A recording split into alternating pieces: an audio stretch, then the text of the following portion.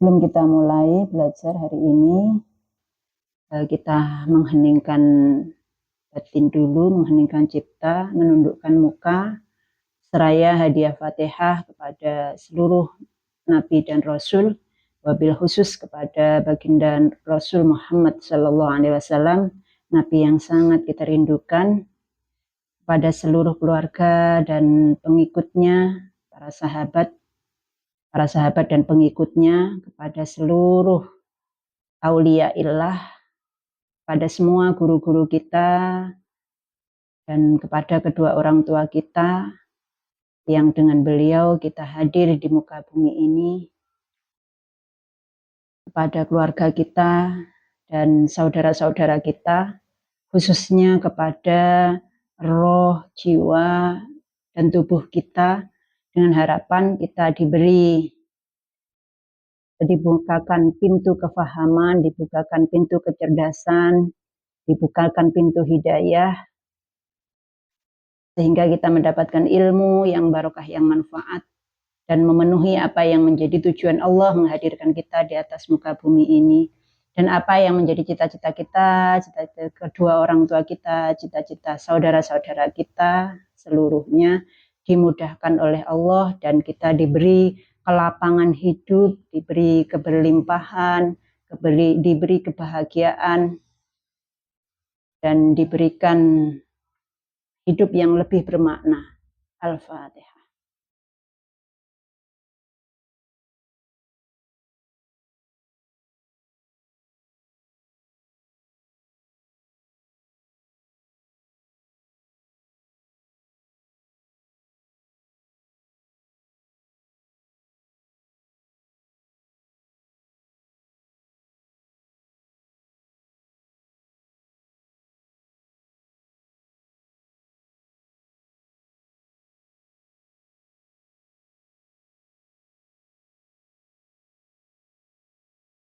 Saya, kita lanjut yang kemarin kita bahas tentang status kita sebagai khalifah fil ardi, ya.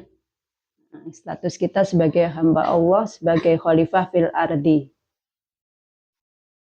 Ciri-ciri orang yang sudah menjadi khalifah fil ardi apa kemarin? Spill dulu biar agak ingat-ingat, sambil ingat-ingat yang kita kemarin apa cirinya? Apa?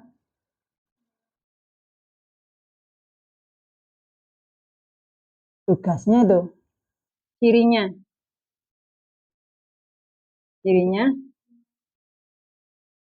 kalau tugasnya kemarin tugasnya merawat, terus melestarikan, gitu ya, mempercantik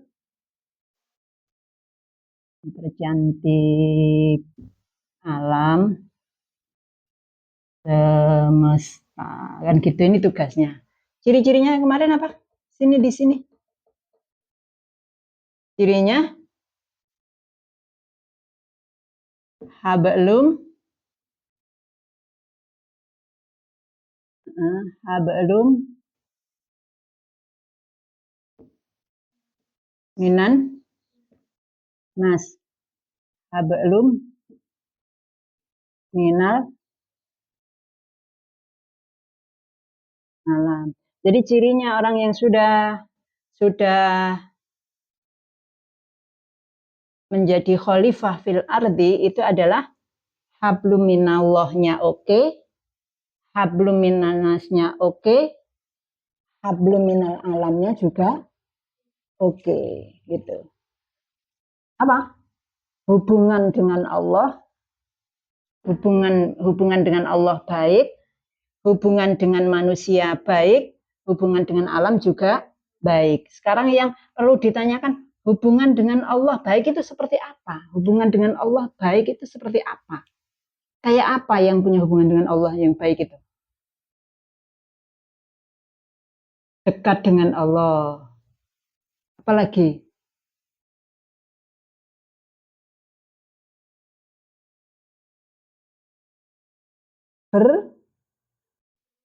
berserah. Jadi hubungan Allah yang baik itu, hubungan kita yang baik dengan Allah itu adalah hubungan yang apa katanya? Kita sebagai orang Islam. Islam itu artinya berserah. Jadi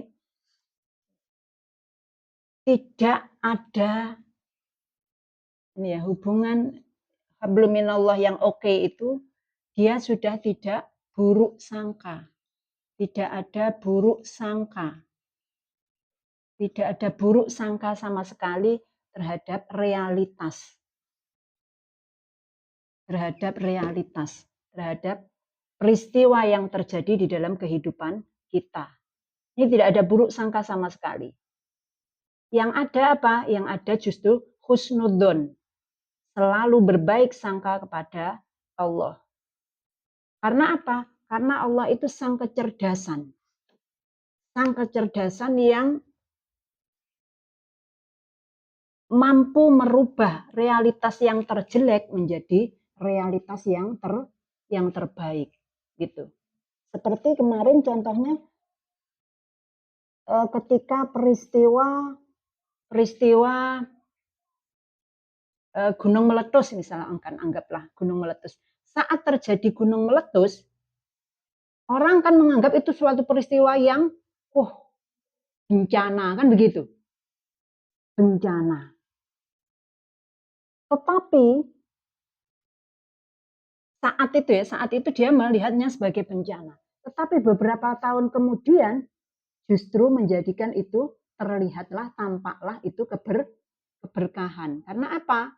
Karena setelah terjadi gunung meletus, kemudian alam itu melakukan keseimbangannya, dan di situ lahar-lahar akan jadi apa? Justru menjadi subur karena adanya lahar itu yang kemudian dia melakukan reformasi alamnya. Jadi setelah beberapa tahun kemudian, beberapa tahun setelah terjadinya gunung meletus, pasti itu menjadi lebih subur itu. Tanah menjadi lebih subur gitu. Nah, kehidupan manusia juga seperti itu. Kehidupan manusia pun juga seperti itu. Jadi ketika seseorang misalkan mendapatkan permasalahan, oke lah saat itu dia mengalami sebuah permasalahan, aduh, aku ya dapat masalah nih, berat nih gitu ya. Tapi tunggu dulu, itu koma itu masih, jangan titik gitu. Itu koma, jangan dianggap titik. Masih ada perjalanan yang harus kita alami gitu. Kita ambil hikmah di belakangnya. Gitu. Di belakangnya pasti ada peristiwa yang sudah disiapkan oleh Allah, itu yang terbaik untuk kita. Itu namanya baik sangka kepada Allah. Baik sangka kepada realitas. Karena apa? Karena yang menciptakan realitas ini Allah.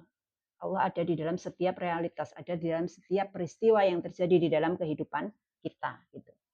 Ini namanya hubungan Allah yang baik.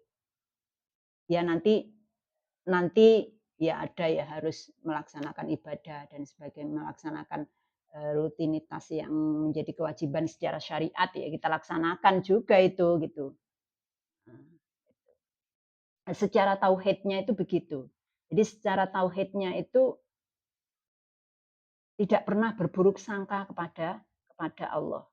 Dan semua perkara itu adalah Allah yang nomor satu. Jadi kita menomorsatukan Allah. Satu ini tadi tidak buruk sangka ya, tidak buruk sangka. Dua apa? Menomorsatukan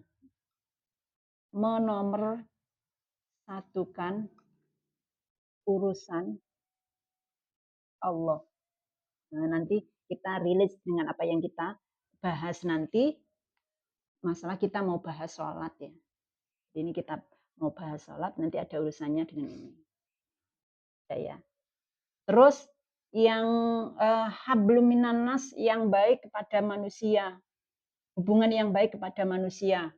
Apa hubungan yang baik kepada manusia? Ya, semua yang ada di sekitar kita ini aman, damai bersama kita. Hablum minal alam, hablum minal alam, hubungan yang baik dengan alam, ya alam semesta juga aman dari tangan-tangan kita.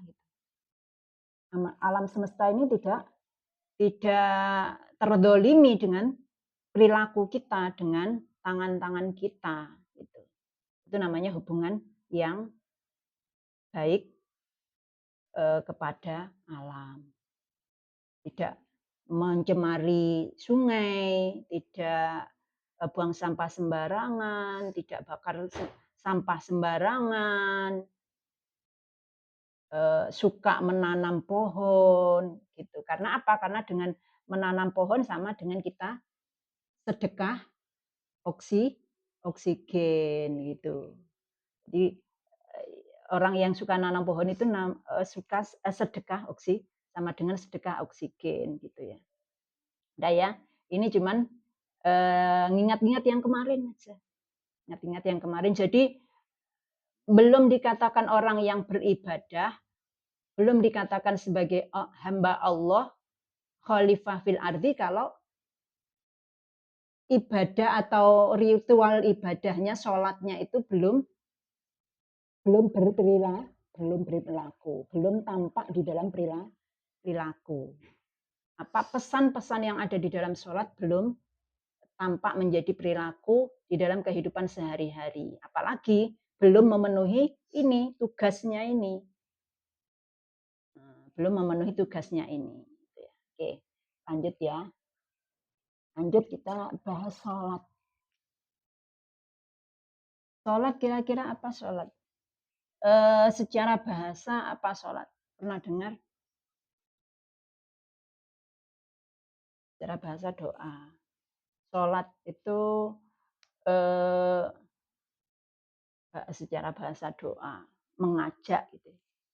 Doa mengajak. Kok gitu sih? Shola ya silu. Artinya itu terhubung. Terhubung. Itu. Terhubung atau menghubungkan diri. Gitu. Sholat. Nah, ini kan perlu kita bahas. Kenapa? Karena kemarin kan kita harus sholatnya itu sholat yang khusyuk. Jadi sholat yang dimaksud di sini adalah sholat yang khusyuk yang ada maknanya, yang mengandung makna. Mengandung makna. Bukan yang sholat seperti olahraga gitu. Jadi sebenarnya sholat itu adalah fasilitas dari Allah yang diberikan kepada kita untuk kita ini punya waktu untuk diri kita gitu. Jadi untuk kita diberi waktu tersendiri untuk menikmati dengan dirinya sendiri, tidak terdistraksi, tidak diganggu oleh gangguan-gangguan dari luar. Tidak selalu kita itu ngurusi yang ada di luar kita melulu. Sementara yang di dalam ini rindu untuk diopeni, rindu untuk dikunjungi gitu. Rindu untuk dikasih waktu tersendiri gitu. Maka diberikanlah waktu sholat yang 5 kali sehari. Kita dikasih 5 kali sehari gitu. Nah, sholat ini maknanya adalah terhubung. Terhubung itu terhubung gimana maksudnya?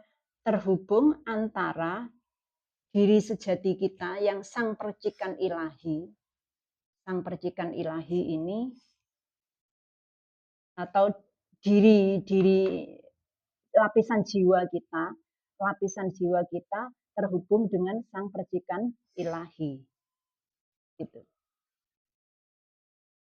Diri kita, ego kita ini terhubung dengan diri sejatinya yaitu sang percikan ilahi atau roh. itu. Gitu.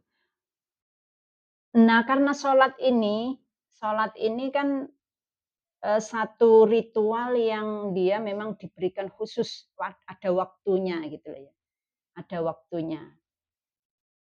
Kalau istilahnya istilahnya satu pertemuan itu adalah yang formal, pertemuan formal pertemuan formal, rapat formal kayak gitu. Pertemuan formal kita dengan Tuhan. Maka formalitasnya, ini ada formalitasnya, maka di situ melalui beberapa formalitas, beberapa eh, apa namanya, beberapa tahapan itu. Jadi di sini melalui beberapa tahapan. Nah, tahapan yang pertama adalah adzan. Gitu. Adzan itu apa? Adzan itu panggilan. Adzan itu sebenarnya dia adalah panggilan. Kapan seseorang itu merasa terpanggil? Gitu. Kapan seseorang itu merasa terpanggil? Ya ini akan sangat sangat kita rasakan, sangat bisa kita rasakan ketika seseorang itu dalam kondisi sedih yang mendalam. Di dalam kondisi sangat sedih mendalam, pikiran kacau balau, depresi. Nah, di situ sebenarnya ada panggilan. Ada panggilan Tuhan. Kalau bahasa anunya, sini anak-anak semesta kembali padaku. Aku akan merangkulmu. Gitu. Ada panggilan gitu. Azan ini adalah namanya dia panggilan. Akan sangat terasa ketika dalam kondisi sedih yang mendalam. Nah, ketika seorang dalam kondisi sedih mendalam kan biasanya dia mencari perlindungan kan. Mencari perlindungan. Nah, ketika mencari perlindungan kan biasanya ya Allah, bantu aku ya Allah, kan begitu. Kan begitu. Nah, di saat itulah panggilan ini jangan ditunda lagi untuk segera melaksanakan yang berikutnya. Setelahnya adzan wudu. Gitu. Jadi kalau sudah kita merasakan rindu kepada Tuhan, rindu ingin bertemu. Kenapa ingin bertemu? Ya karena tadi itu depresi. Makanya permasalahan dan kesedihan-kesedihan itu bukan tidak ada tidak ada manfaatnya, itu justru bermanfaat sekali. Tadi seperti yang Mbak Elsa tanyakan tadi, apakah Tuhan itu cara memanggil Tuhan itu dengan memberikan kesedihan kan gitu ya? Itu benar sekali. Jadi manusia itu kan gini, kebiasaan manusia ketika dia happy, semua ada, enggak pernah kekurangan gitu. Ya di situ dia melupakan Tuhan.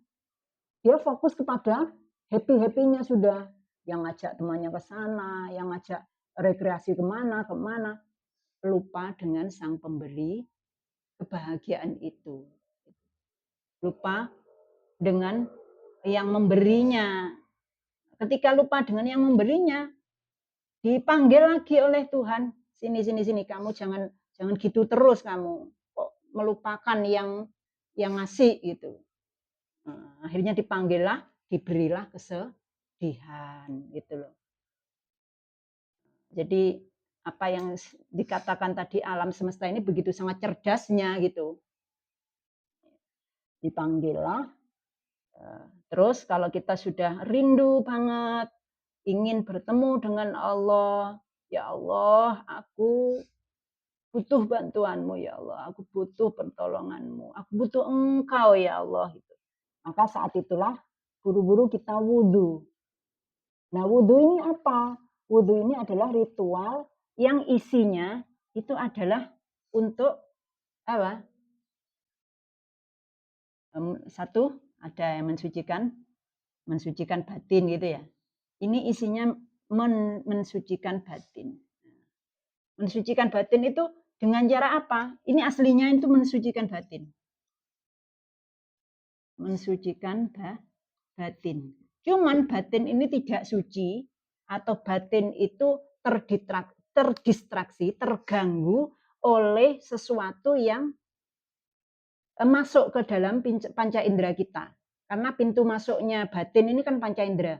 Jadi ketika telinga ini dengar reng sebereng, pikiran ini memikirkan sembarang-barang, mata ini selalu melihat ke depan sesuatu yang di luar sana, ini batin ini tidak akan tenang.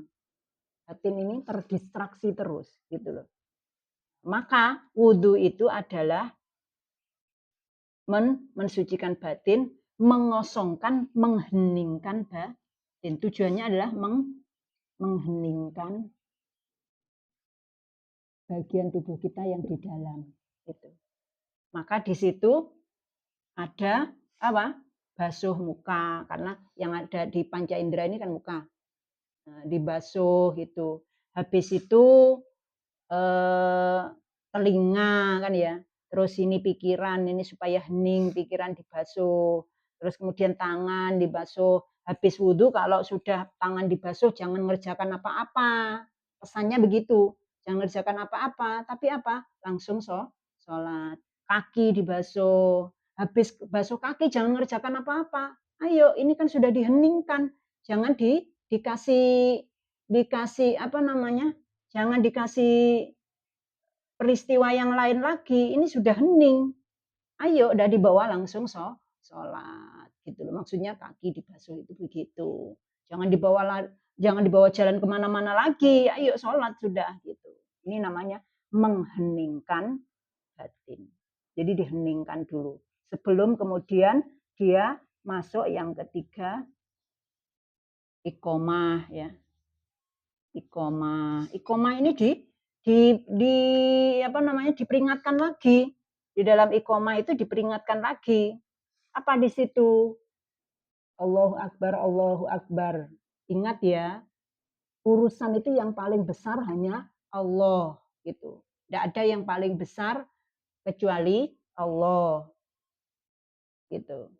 Masalahmu itu bukan sesuatu yang besar. Yang paling besar itu hanyalah Allah. Jadi jangan menganggap peristiwa, masalah, kesedihan ini sebagai sesuatu yang besar. Karena yang paling besar itu Allah. Allahu Akbar, Allahu Akbar. Terus setelahnya Allahu Akbar, asyhadu alla ilaha illallah. Kita menyaksikan tidak ada Tuhan selain Allah. Terus di situ ada hayya 'alas shalah. Mari dirikan sholat. Hayya 'alal falah. Di situ ada hayya 'alal falah. Ayo menuju ke kebahagiaan gitu.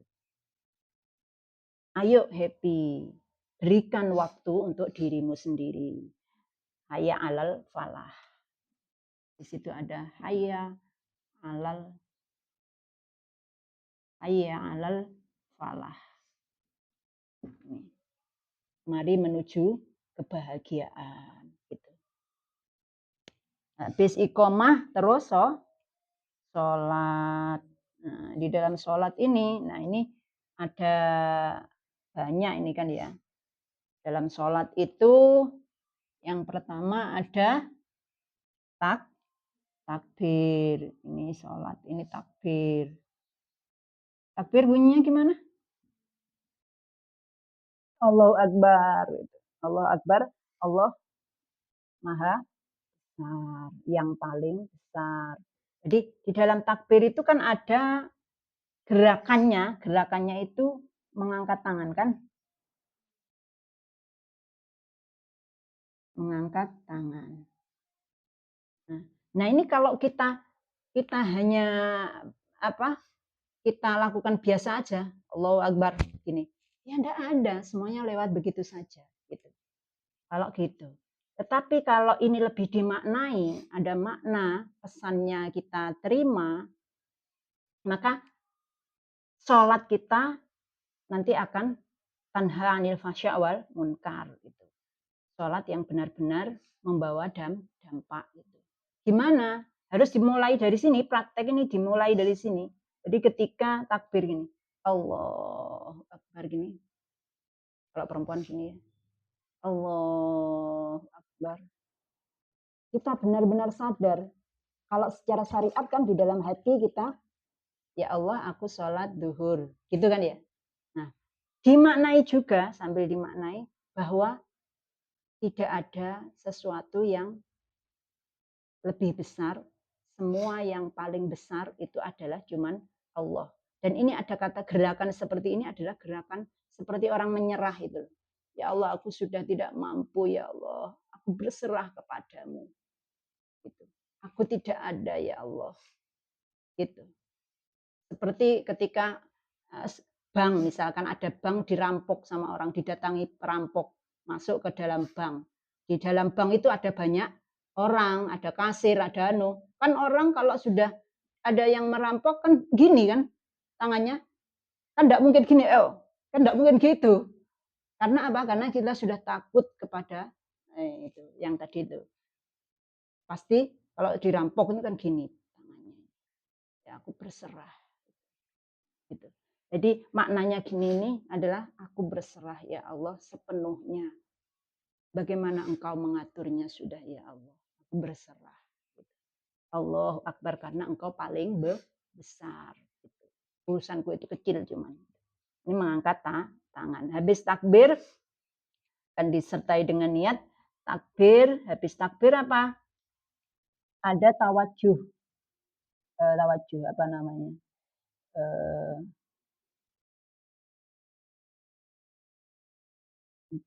Habis takbir, Allahu Akbar. Kabiru walhamdulillahi katsiro itu ya.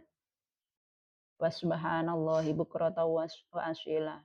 Wajah tuh ini tawajuh namanya. Wajah tuh wajhiya lilladzi fataras samawati. Nah, di sini nih tawajuh.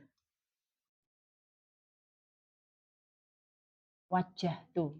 Kalau biasanya orang-orang gini, ini wajah tuh itu ya.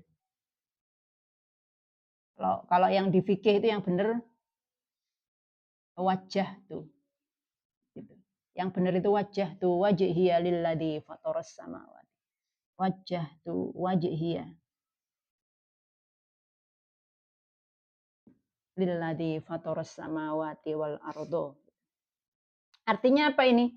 Wajah tuh wajhiya. Aku hadapkan muka hatiku kepada zat yang menciptakan langit dan bumi. Jadi saat tawajuh ini wajah tu wajhiya gitu ya. Biasanya ya. Ini wajah tu wajhiya alladzi fataras samawati. Aku hadapkan muka hatiku ini batin yang ada di dalam tubuh yang di dalam ini aku hadapkan kepada zat yang menciptakan langit dan bumi. Kemarin kita sudah ada persaksian kan seperti kesadaran itu adalah kesadaran ada yang menyaksikan kita gitu. Jadi aku hadapkan tubuhku yang ada di dalam ini kepada zat yang mengintai aku gitu ya. Yang mengintai aku, yang menciptakan langit dan bumi gitu. Wajah tu wajihiyah alladzi fataras samawati wal arda hanifan muslima wa ma ana minal musyrikin. Aku bukanlah golongan orang-orang yang mensekutukan. Nah, sudah ini nanti kalau bacaannya dianu sendiri ya. Bacaannya tawajuh di dipelajari sendiri. Habis itu terus Fatihah. Nah, Fatihah itu tapi nanti Fatihah ini ada bahasan sendiri karena Fatihah ini agak panjangan. Fatihah itu di situ ini yang mengingatkan kita sebagai khalifah fil ardi, sebagai status kita sebagai hamba. Di dalam Fatihah itu yang pertama kali itu bacaannya adalah Bismillahirrahmanirrahim kan gitu. Bismillahirrahmanirrahim. Nah, Bismillahirrahmanirrahim itu artinya adalah dengan menyebut asma Allah. Jadi Bismillah itu mengatasnamakan. Jadi Fatihah yang pertama adalah Bismillah. Bismillah itu artinya mengatasnamakan. Dengan nama, kan gitu ya. Dengan nama Allah. Itu artinya adalah mengatasnamakan. Mengatasnamakan. Artinya gimana? Artinya setiap perilaku kita, setiap perbuatan kita selama ada di dunia ini, hendaklah atas nama Allah. Peristiwa itu terjadi adalah atas nama Allah. Gitu. Berarti sudah memenuhi apa yang menjadi itu tadi. Artinya apa? Artinya kita tidak ada pengakuan terhadap, oh saya yang bisa sapuan, saya yang bisa membereskan alam, gitu. Karena apa? Karena kita statusnya cuman wakil, gitu loh. Karena statusnya itu kita cuman wakil di bumi ini, cuman wakil, gitu loh. Wakil itu maksudnya gimana? Gini loh, padi, ya, kita petani menanam padi, itu yang menumbuhkan siapa? Yang menumbuhkan Tuhan, Allah gitu. Tetapi kalau petaninya enggak nanam padi, tumbuh padi apa tidak? Enggak gitu loh. Itu yang disebut dengan apa yang disebut wakil gitu. Kolaborasi antara Tuhan dengan itu. Jadi yang menumbuhkan tumbuhan itu Allah, Tuhan. Nah, tapi kalau manusianya enggak nanam, enggak akan tumbuh gitu. Itulah, jadi manusianya naruh benih dulu, nanti Allah yang menumbuhkan. Yang menumbuhkan bukan petani. Yang nyebarkan benih padi disebar ya manusia. Kalau manusianya enggak nyebar benih padi, ya enggak tumbuh padi dong. Gitu. Itu yang disebut dengan mengatasnamakan atau wakil. Jadi kita, apa yang kita lakukan di muka bumi ini adalah hanya mewakili. Gitu, hanya sebagai wakilnya Tuhan, hanya sebagai apa? Khalifah fil ardi. Dan semua manusia itu dibekali sudah masing-masing dibekali dengan apa yang disebut bakat gitu. Manusia lahir itu di muka bumi ini semua bawa bakat masing-masing, tidak sama. Jadi satu kelas, misalkan satu kelas tidak akan sama bakatnya. Ada yang bakatnya nulis, ada yang bakatnya ngomong, ada yang bakatnya gerak melolo, olahraga gitu. Ada yang bakatnya di bidang biologi, ada yang bakatnya di bidang fisika, ada yang bakatnya di bidang bahasa Inggris gitu. Dan ini punya peran masing-masing. Yang bakatnya di bidang kedokteran, ya dia menjadi khalifah fil ardi di bidang dokteran. Dia membantu manusia untuk bagaimana menjaga kesehatannya gitu. Bagaimana kalau dia sakit, ya itu tugasnya dokter. Nah, yang jadi petani, yang punya bakatnya jadi petani, dia apa? Menjadi khalifah fil ardi di bidang pertanian. Tugasnya apa ya? Menyiapkan itu kebutuhan pokoknya apa gitu. Kebutuhan pokoknya apa gitu. Karena apa? Karena enggak bisa semua diselesaikan oleh satu orang. Makanya jangan sampai ada perasaan merasa lebih penting daripada yang lain. Karena semua itu penting. Di muka bumi ini semua penting. Yang petani penting di bidangnya, yang dokter penting di bidangnya, yang kiai penting di bidangnya, yang guru penting di bidangnya, yang tukang becak juga penting di bidangnya. Gitu. Semua penting gitu. Karena tidak bisa selesai oleh satu orang gitu. Semua punya tugas masing-masing. Punya menjadi wakil Allah di bidangnya masing-masing gitu.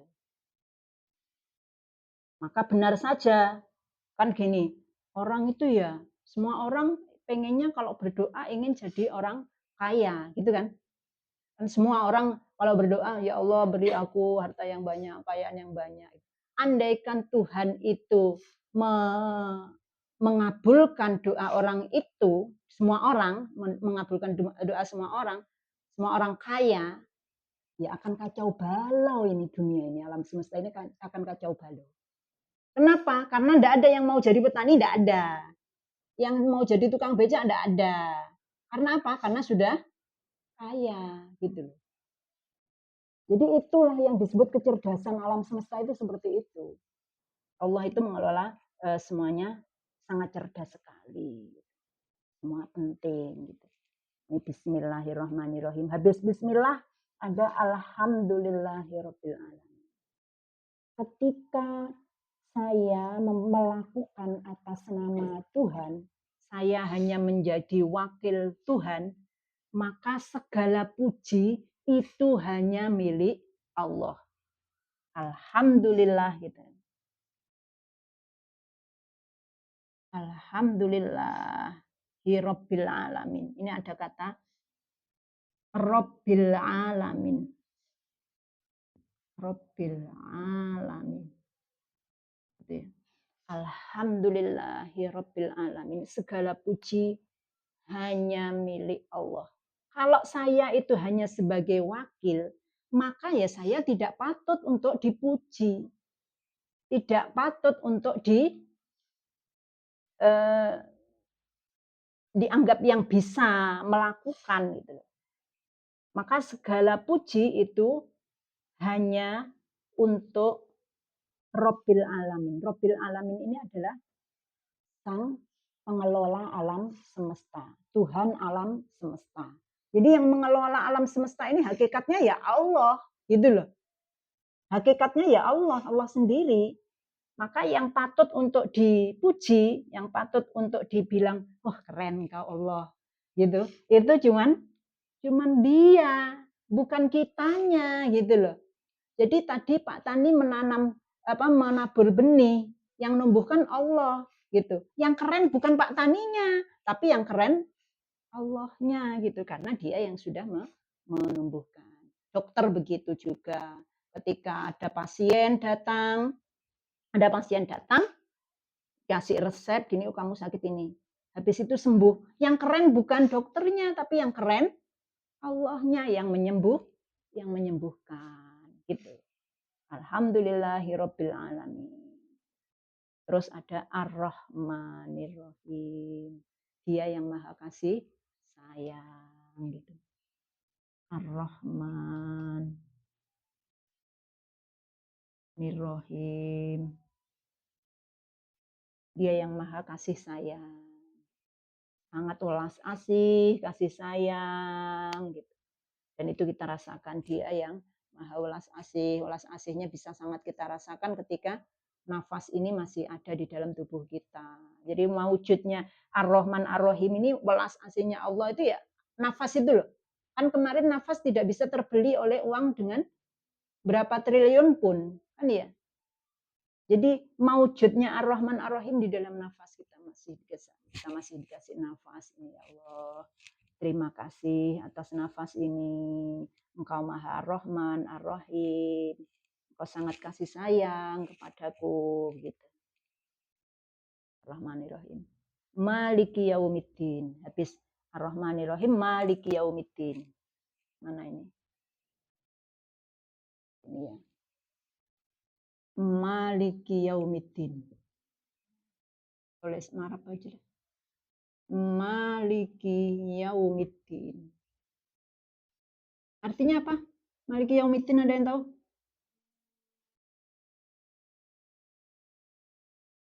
Yang merajai hari kebangkitan. Dia yang merajai hari kebangkitan, yang menjadi raja di hari kebangkitan. Maksudnya gimana? Maksudnya saya sadar dengan diri saya itu adalah dia.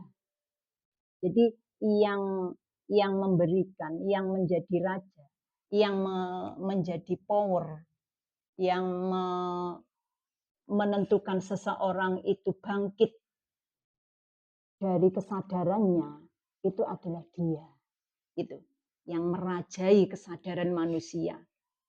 Makanya ada manusia sudah sadar, ada yang belum, ya. Ini yang memiliki, yang pemiliknya itu gitu. Maka di dalam Al-Quran kan juga disediakan, diterangkan bahwa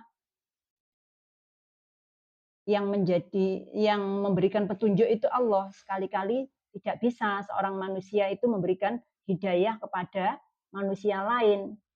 Bahkan sekelas Nabi Muhammad itu tidak bisa memberikan hidayah kepada pamannya Abu Thalib, kan gitu. Jadi perannya Rasulullah itu sebagai penyampai saja, gitu. Tidak bisa memberikan hidayah. Hidayah itu yang memberikan Allah, namanya Maliki Yaumiddin. Kalau sudah begitu, Maliki Yaumiddin, kita sadar benar bahwa sang pemilik kebangkitan itu Allah, maka di situ ihdinas siratal mustaqim. Gitu. Ihdinas siratal mustaqim. Ya Allah, Engkau sang pemilik pembangkitan kesadaran. Tunjukkan aku pada jalan yang tegak. Maka tunjukkan aku ya Allah pada jalan yang tegak. Gitu. Dan ini harus kalau di dalam sholat itu diresapi gitu. Diresapi, ya Allah, tunjukkan aku pada jalan yang tegak. Jalan yang tegak gimana? Siratal ladina. Siratal ladina. An'amta alaihim. Ghairil an'amta alaihim. Jalan yang tegak itu seperti apa? Jalannya orang-orang yang Engkau beri nikmat pada mereka. Itu jalannya orang-orang yang Engkau beri nikmat. Gitu. Jalannya orang-orang yang Engkau beri nikmat. Orang-orang yang Engkau beri nikmat itu siapa? Apa aja?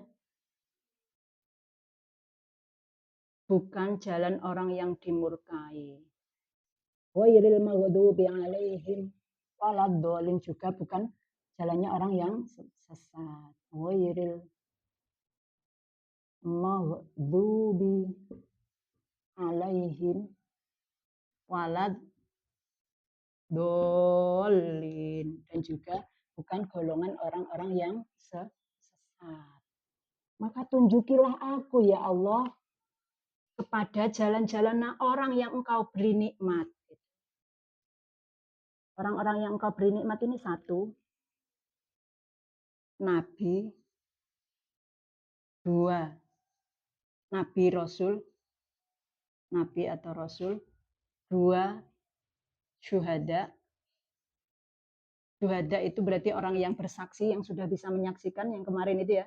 Kita bisa menyaksikan alam semesta ini adalah manifestasinya Allah gitu ya. Syuhada. Tiga, sholihin. Ulama.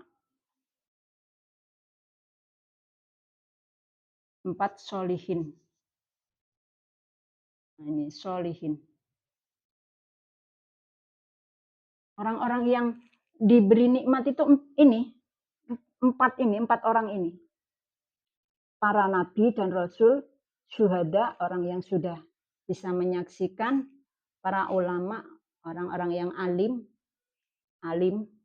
pewaris para nabi, terus yang ketiga adalah yang sholihin, yang orang-orang yang soleh. Orang-orang yang soleh yang benar-benar menjadi hamba Allah, apa tadi? Yang menjadi khalifah fil ardi, gitu. Nah, sudah ini, terus setelah itu Fatihahnya, ini Fatihahnya. Fatihahnya agak panjang kayak gini. Terus habis Fatihah surat pendek. Surat pendek bisa kita misalkan Al-Ikhlas, Qul huwallahu ahad di situ gitu ya. Qul huwallahu ahad. Katakanlah Muhammad, dia adalah yang esa. Terus kita setelahnya Fatihah ruku kan gitu kan ya. Habis Fatihah nomor berapa? Ruku. Esensinya ruku itu apa? Ruku itu adalah eh, menetralkan antara otak dengan hati. Maka posisinya kan begini. Jadi kalau orang berdiri begini, ini yang dominan kan otaknya. Ketika orang ini berdiri, maka yang dominan otaknya. Jadi otaknya di level apa namanya? Beta. Frekuensi otaknya di beta. Jadi dia lebih dominan otaknya gini. Maka kita disuruh rukuk begini, ini adalah untuk menetralkan menyelaraskan antara otak dengan hati. Karena orang itu setiap peristiwa itu kan mesti menggunakan otak dan menggunakan hati kan. Jadi setiap kita melakukan apapun pasti menggunakan otak dan menggunakan hati. Referensinya itu dua. Kalau tidak otak ya hati gitu. Maka ketika kita disuruh ruku, itu adalah esensinya kita menyelaraskan antara otak dengan hati. Ketika otak dengan hati ini sudah selaras, ya, menyelaraskan otak, hati. Ketika hati dan otak ini selaras, maka orang ini akan menjadi humble.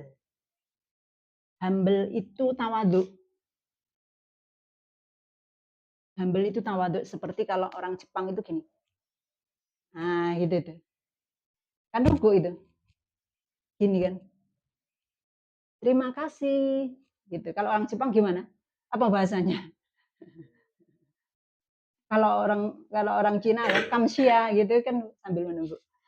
Humble gini. Terima kasih. Maka dia akan menjadi humble kepada semua makhluknya Allah. Apa tawaduk, bahasanya kitabnya tawaduk. Tawaduk kepada semua makhluknya. Aku siap tawaduk kepada semua makhlukmu ya Allah. Gitu. Jadi ruko itu begitu. Dan ini harus dipraktekkan ini. Dipraktekkannya ketika sholat dan nanti juga dibawa ketika di luar sholat. Ya Allah, aku siap tawaduk kepada semua makhlukmu. Pesannya begitu. Jadi jangan buru-buru kalau ruko. Apa? Subhana rabbiyal azimi wa bihamdi. Gitu. Habis itu, kalau kita sudah ruko oleh Allah, dikasih ruko, diangkatlah derajat kita. Akhirnya berdiri. Dikasih berdiri oleh Allah. Ini namanya diangkat derajatnya. Setelah diangkat derajatnya, sang manusia ini, apa ini namanya? Ini tadi iftitah ini namanya. Atau iftitah. Iftitah. Nah, ini setelahnya ruku apa namanya? Iktidal. Iktidal. Nah, ini kan diangkat. Iktidal itu kan dia diangkat dari begini, kemudian diangkat derajatnya oleh Allah menjadi berdiri. Ketika dia berdiri, apa yang diucapkan? Rabbana lakal hamdu. Ini, Rabbana lakal hamdu. Mil'us samawati. Mil'us samawati. Mil'us samawati. Rabbana lakal hamdu. Terusnya ya ini. Rabbana lakal hamdu mil'us samawati wa mil'ul ardi wa mil'u ma syi'ta min syai'in ba'du. Wahai Tuhanku, hanya kepadamu, hanya milikmu saja segala puji. Sepenuh langit dan bumi dan sepenuh semua yang aku tidak ketahui. Gitu. Jadi yang patut untuk dipuji itu cuma Allah. Aku memuji kepadamu ya Allah. Gitu. Aku memuji padamu ya Allah. Rabbana lakal hamdu mil'us samawati wa mil'ul ardi. Nah, ketika seperti itu, ketika sudah mengucapkan segala puji, kemudian sujud. Nah, sujud ini adalah apa? Sujud itu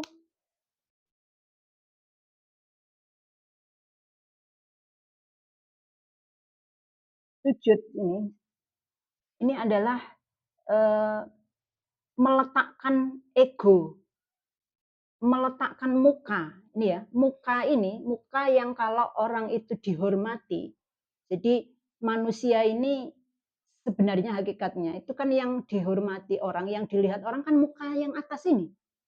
Yang atas ini. Coba andaikan tidak ada yang ini kan sudah tidak ada bedanya gitu loh. Jadi kenapa orang itu ada yang dihormati, ada yang tidak dihormati? Ini loh, urusan ini sebenarnya. Urusan leher ke atas ini loh. Maka di dalam sholat leher ke atas ini suruh taruh di bawah. Suruh taruh di bawah ini namanya kepala. Kepala yang simbol sebagai simbol kehormatan. Kepala sebagai simbol identitas atau kehormatan. Simbol kehormatan. Ini suruh taruh di bawah. Taruh di bawah begini. Tunduk kepada Allah. Tunduk kepada Allah. Tunduk kepada Allah.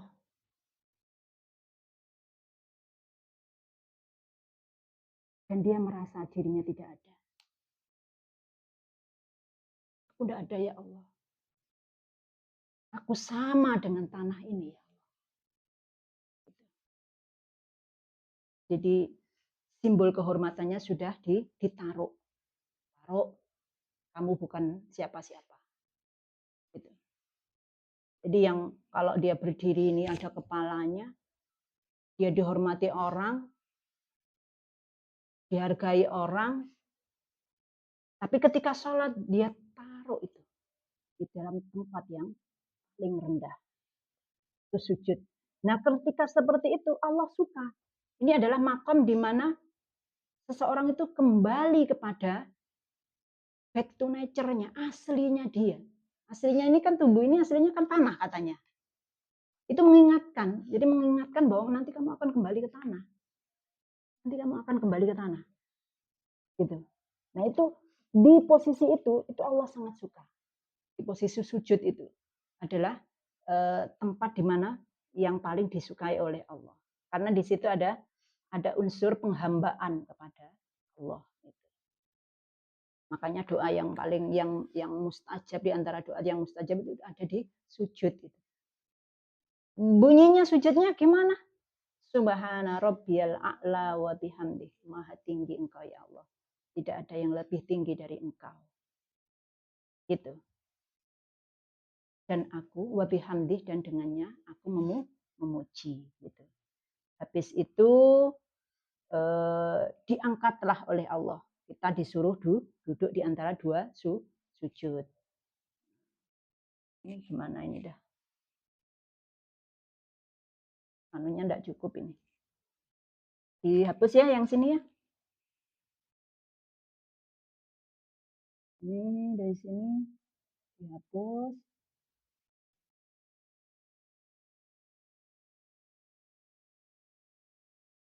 Duduk di antara dua sujud.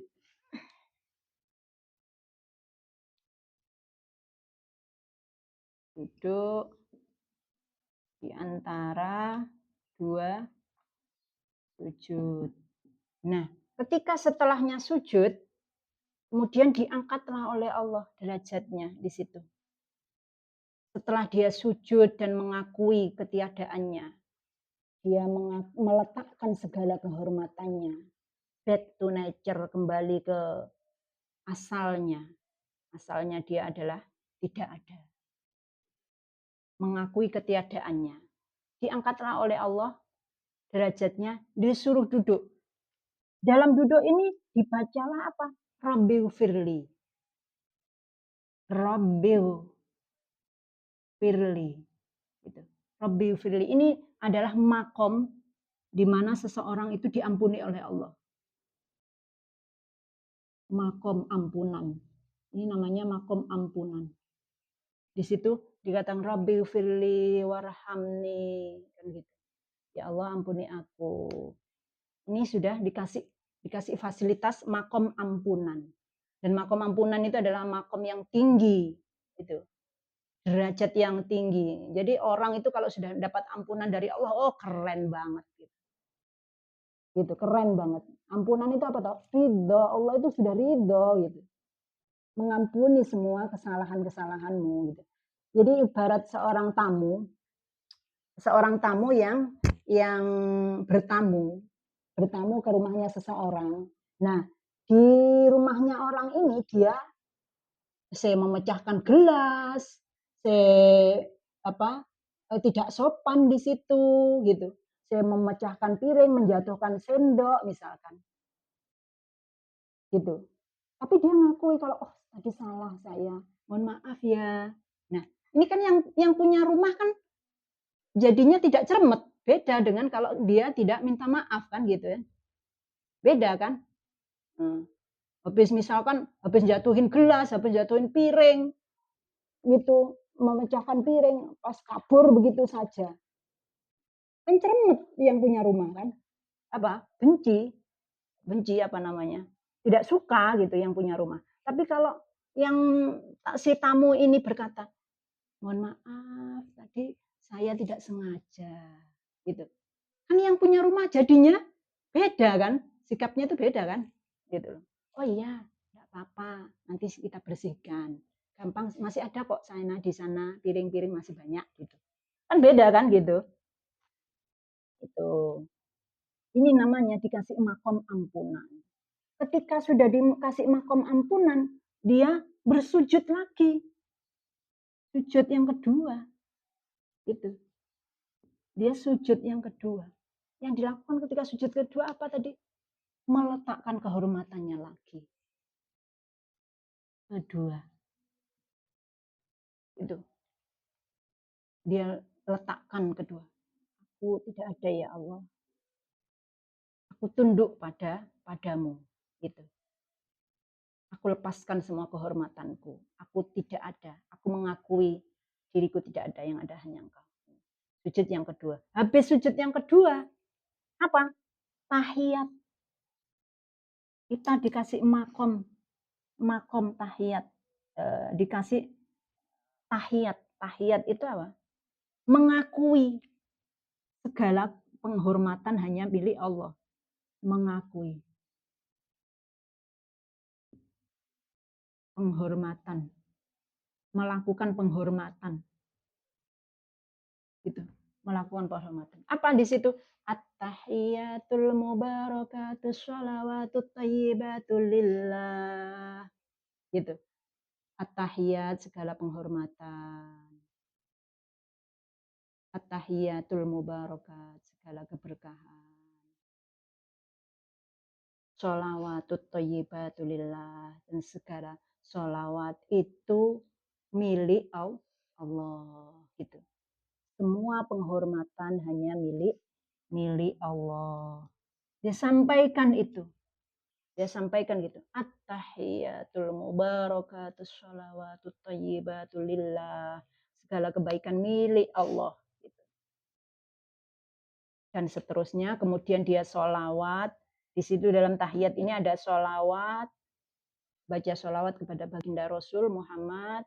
Terus ada syahadat, diulang di situ. Asyhadu alla ilaha illallah wa asyhadu anna Muhammadar Rasulullah. Dia akui gitu. Dan terakhir apa? Terakhir salam. Terakhir salam. Maka kalau dia sudah mulai ritual itu, proses itu dilalui, kemudian salam kanan, salam kiri. Salam kanan, salam kiri. Salam kanan, salam kiri. sebagai simbol kedamaian. Dia sudah bisa memberikan kedamaian, memberikan salam kepada orang yang di sekelilingnya.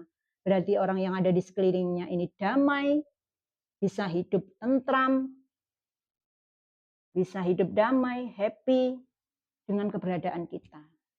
Salam sebelahnya kanan, salam kiri, dia juga di orang-orang di sekitar kiri kita juga merasa aman dengan kehadiran kita. Gitu. Gitu. Jadi tidak ada orang yang merasa terganggu dengan kehadiran kita. Itu sholat yang ini nanti harus dialami, tidak bisa diwakilkan, dipraktekkan sendiri-sendiri, itu tidak bisa diwakilkan ke orang lain. Kalau kita agar kita bisa menjadi sholat ini menghasilkan sholat yang tanha anil fahsya wal munkar, gitu. Sehingga sholat ini menjadi ada outputnya, ada hasilnya gitu. Tidak hanya sekedar olahraga, tetapi menjadi sembah raga. Ini akan menjadi tanha anil fasya wal munkar. Dia mencegah kekeji dan kemungkaran. Bagaimana mencegah kekeji dan kemungkaran? Kalau prosesnya sholat ini dilakukan dengan proses seperti ini, maka dalam hidupnya sudah tidak ada kegelisahan. Gitu. Tidak ada kegelisahan. Gitu. Apa kegelisahan itu? Ini keji. Jadi kegelisahan, depresi, suudzon kepada Allah, ini sudah tidak ada. Kekejian-kekejian itu sudah tidak ada. Gitu. Kemarahan, itu sudah tidak ada. Kalau ini prosesnya kita lakukan, benar-benar kita lakukan yang seperti ini. Tapi kalau sholatnya cuma nih, ini namanya tidak ada dampaknya sama sekali. Karena sholat ini adalah sebenarnya panggilan kan, panggilan untuk kita mengisi diri kita sendiri, gitu. Untuk waktu untuk diri kita sendiri. Nah, proses yang terjadi seperti ini kadang kalau masih orang awam atau orang yang belum terbiasa gitu ya, orang yang belum terbiasa, itu kan ketika sholat Allahu Akbar gitu ya, ini kan seret ada pikiran yang masuk gitu ya, seret pikiran yang masuk, dari sini ada seret pikiran yang masuk kan gitu ya. Itu kalau belum terbiasa. Supaya terbiasa bagaimana? Ya kita harus stay di ini, di tengah gitu. Stay on center namanya. Gini, jadi kebiasaan kita ya, ini tak hapus ya yang ini ya. Kebiasaan pikiran kita harus tahu kebiasaan pikiran kita ya. Jadi kebiasaan pikiran kita, pikiran manusia, ini diri kita. Nah, ini saat ini. Nah, yang ini masa lalu. Atau yang sesuatu yang sudah terjadi. Namanya ini center. Atau now kalau sekarang itu masa now gitu ya. Terus ini masa depan. Nah, gitu kan. Apa future.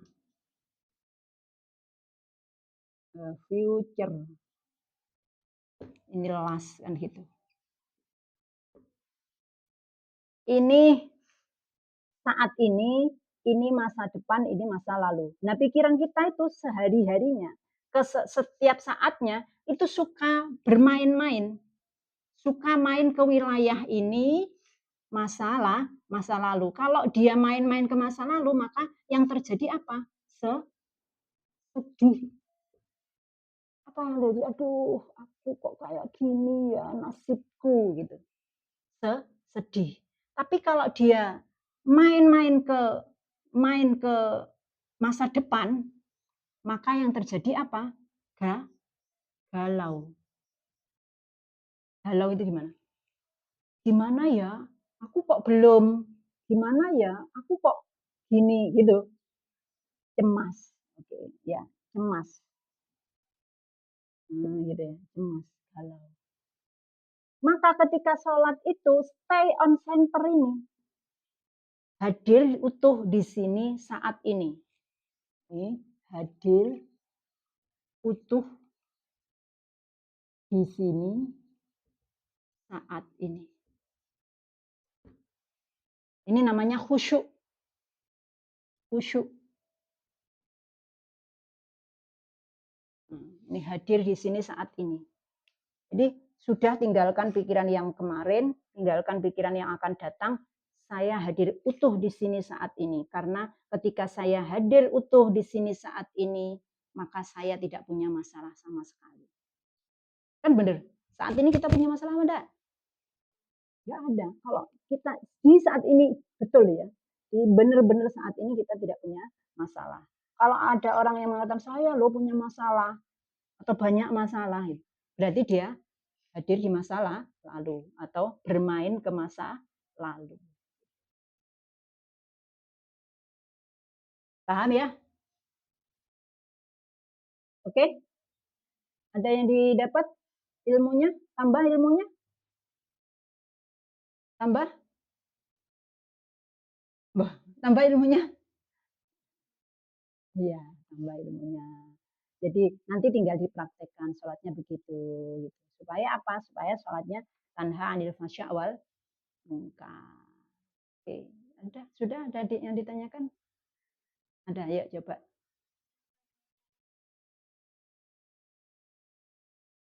Membaca tawajuh hukumnya apakah wajib? Hukumnya apakah wajib? Yang wajib dalam sholat itu ya, ada yang disebut rukun. Kalau tawajuh itu bukan wajib, sunnah aja. Yang rukunnya ada 15. Apa aja 15 itu? 1, niat. 2, takbiratul ihram. 3, Fatihah. 4, ruku. Tumak ninah dalam ruku.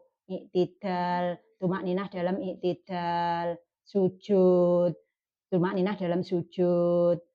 Duduk di antara dua sujud. Tumak ninah di dalam duduk di antara dua sujud. Kemudian sujud lagi.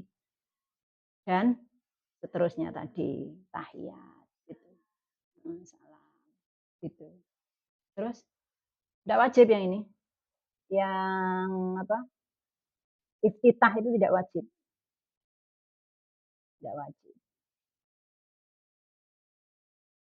Mbaknya ada yang ditanya?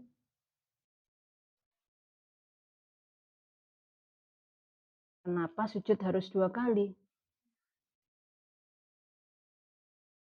Iya, kan ini ada aturannya, aturan bakunya, gitu. Aturan bakunya. Jadi sholat itu sama dengan protokoler gitu loh. Namanya protokoler kan aturan dari sananya. Itu sama dengan saya mau ketemu Pak Presiden. Pak Presiden punya aturan protokoler gitu. Namanya protokoler. Ya sudah aturannya dari sana, bukan saya yang menentukan. Gitu. Jadi ini sudah protokolernya dari Tuhan seperti itu ya. Gitu. Kalau di dalam kitab Hikmatut Tasyri' wal Falsafatihi itu cuman hanya dijelaskan kalau rokaat sholat itu ketika di waktu-waktu jam-jam kerja itu kan lebih banyak ya. Jadi jam kerja itu zuhur, asar itu kan 4. Kalau subuh kan cuma 2 gitu kan. Nah, di jam-jam kerja kenapa? Karena di jam-jam kerja itu ini otak ini bekerja paling maksimal. Karena otak bekerja paling maksimal dikasihlah waktu supaya jeda. Supaya dia hening gitu loh. Supaya dia hening. Maka di jam-jam kerja itu rakaatnya ditambah lebih banyak. Beda dengan ketika subuh itu kan dia bangun tidur belum aktivitas apa-apa, maka rakaatnya sedikit aja 2, belum banyak dia, gitu. Ada lagi? Tidak ada? Humble itu tawadhu. Humble itu tawadhu kan gini biasa. Cuman kita aja yang enggak terbiasa dengan itu ya. Biasanya kan kalau merunduk gini kan ya, kalau mau lewat di depannya orang gini. Itu namanya humble tawadhu. Humble itu tawadhu. Apalagi?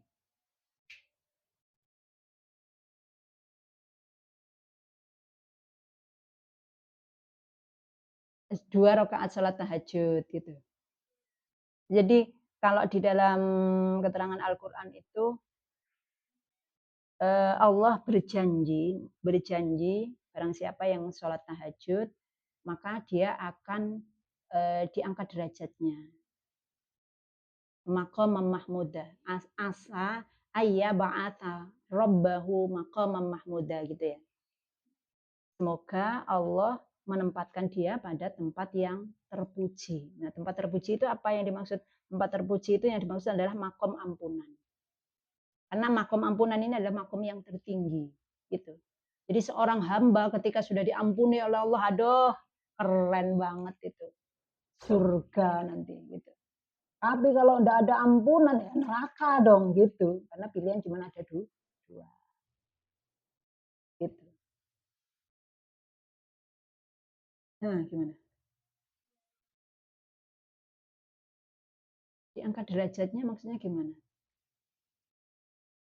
Derajat ya kita kan berada di dalam derajat level gitu. Kalau apa ini apa namanya? Tangga terbawah orang paling jelek, anggaplah paling jelek gitu. Dinaikkan kepada yang lebih golongan orang yang lebih baik. Dinaikkan lagi kepada golongan yang lebih baik. Dinaikkan lagi kepada golongan orang yang lebih baik. Nah, gitu. Maksudnya begitu.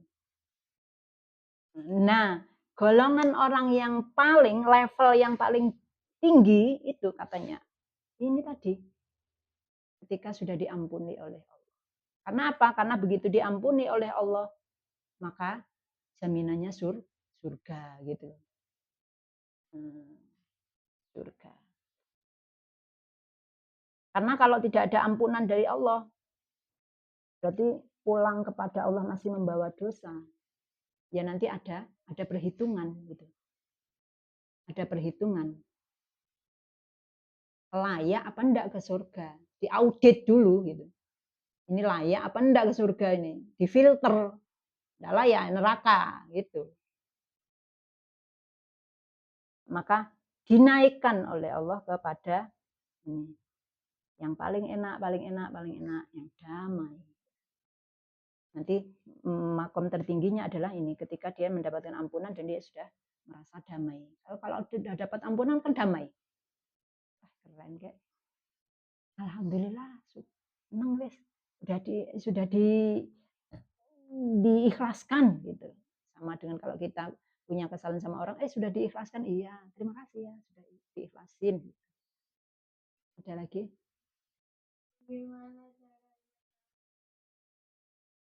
Gimana caranya kita diampuni? Ini pengalaman ya, berdasarkan pengalaman ya. Berdasarkan pengalaman. Jadi waktu itu ibu waktu lahirnya Mbak Elsa ya. Waktu lahirnya Mbak Elsa, itu ini berdasarkan pengalaman banget. Karena ibu ini kan lahirnya sesar. Kan sesar. Mbak Elsa kan lahirnya sesar. Nah, setelah itu habis apa? Sesar itu begitu sadar ya. Kembali ke kesadarannya, terbangun.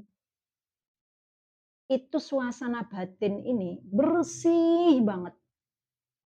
Jadi tidak ada sama sekali rasa benci ke orang, tidak ada rasa apa namanya rasa itu tidak ada. Jadi ngeluh tidak ada, Itu damai banget. Ibu benar-benar merasakan hal itu. Jadi hanya yang ada itu hanya kasih sayang. Ibu rasakan itu hanya kasih sayang. Begitu melek mata itu, ya Allah, alhamdulillah aku ternyata masih hidup. Gitu. Dan setelah itu merasa hanya kasih sayang. Itulah yang disebut dengan Ar-Rahman Ar-Rahim. Itu apa? Fitrah. Fitrah namanya fitrah. Yang sejati kita itu adalah Ar-Rahman Ar-Rahim itu. Jadi yang dirasakan itu dia hanya kasih sayang pada semuanya itu gitu. Jadi kalau masih ada cermet ke orang, masih ada benci ke orang, masih ada marah dan sebagainya, itu bukan diri sejatinya. Diri itu adalah egonya. Yang bermain itu dia egonya. Gitu. Nah, makanya itu melalui proses sholat ini itu diajari, ego itu diajari untuk dia melemah. Gitu. Diajari untuk melemah. Ayo kamu mengecil aja ego gitu. Yang dominan jangan egonya, tapi yang dominan adalah aku sejatinya. Gitu. Karena aku sejatinya itu tadi Ar-Rahman Ar-Rahim. Karena kan percikan ilahi. Percikan ilahi itu ya Ar-Rahman Ar-Rahim. Gitu. Itu ngukurnya, gimana ngukurnya saya sudah diampuni apa belum? Ketika kita sudah bisa Ar-Rahman Ar-Rahim. Dan di situ ada kedamaian yang damai sekali. Itu by pengalaman lah ya. By pengalaman ini. Bukan katanya. Gitu. Ada lagi? Sudah? Cukup? Cukup ya? Tepuk tangan dulu untuk kita semua. Dadah.